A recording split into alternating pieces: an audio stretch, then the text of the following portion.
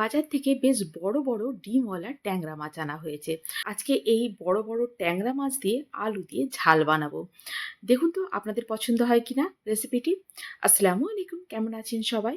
বিনুর বিশ্বে আপনাদের সবাইকে জানাই স্বাগত। চলুন তাহলে রেসিপিটা শুরু করা যাক।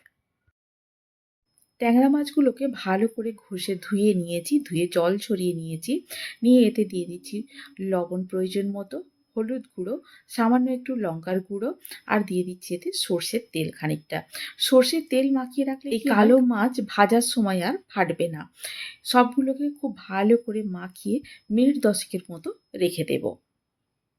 কিছুটা আলুকে মোটা মোটা করে কেটে নিয়েছি, একটা পেঁয়াজ কুচি করে নিয়েছি, একটা টমেটোকে মোটা মোটা করে কেটে নিয়েছি, আর নিয়ে নিয়েছি কাঁচা লঙ্কা। এবারে তেল গরম করে নিয়ে দিয়ে দিচ্ছি তাতে মোটা মোটা করে কেটে রাখা আলুগুলোকে। দিয়ে দিচ্ছি এতে প্রয়োজন মতো লবণ আর প্রয়োজন মতো হলুদ গুঁড়ো, দিয়ে ঢাকনা দিয়ে এটাকে ভেজে নেব।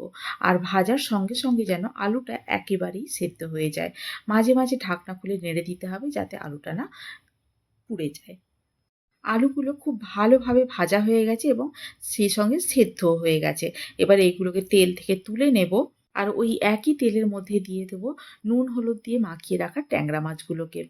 আঁচটাকে এখানে আমি জোরেই রাখবো। আর ঢাকনা দিয়ে দেবো যাতে করে তেলটা চারদিকে না ছিটকে যায়।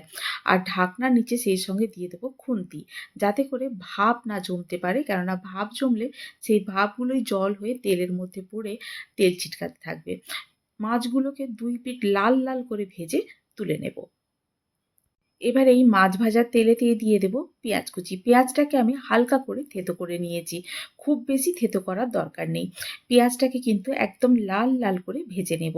এই যে পেঁয়াজ ভাজাটা আমাদের হয়ে গেছে, দিয়ে দেবো এতে আদা রসুনের পেস্ট, আর সেই সঙ্গেই দিয়ে দেবো গুঁড়ো লঙ্কা। দিয়ে আদা রসুনের পেস্টের সঙ্গে গুঁড়ো লঙ্কাটাকে খুব ভালো করে কষতে থাকবো। এতে করে তরকারির রঙটা কিন্তু লাল টুকটুকে হবে। দিয়ে দেবো এতে হলুদ গুঁড়ো প্রয়োজন মতো, আর দিয়ে দেবো পরিমাণ মতো লবণ।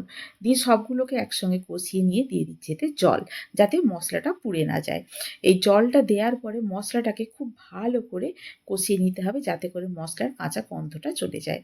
মশলা থেকে জল ছেড়ে দিলে দিয়ে দেবো এতে ভেজে রাখা মাছগুলোকে। মাছগুলোকে এই মশলার মধ্যে খুব ভালো করে কষিয়ে নেব উল্টে পাল্টে। এবারে দিয়ে দেবো এতে খানিকটা জল, আর দিয়ে দেবো কেটে রাখা টমেটোগুলোকে। টমেটোটা একটু মোটা মোটা করে কেটে নিতে হবে। আর দিয়ে দেবো এতে ভেজে রাখা আলুগুলোকে। দিয়ে খুব ভালো করে এটাকে ফুটতে দেব। দিয়ে আরও দিয়ে দেবো বেশ খানিকটা জল, যাতে করে ঝোল রাখতে পারি একটু। এবারে ঢাকনা দিয়ে মাছ আর টমেটোটাকে সেদ্ধ হতে দেব। আলু ভাজার সময় প্রায় 80% সেদ্ধ হয়েই ছিল।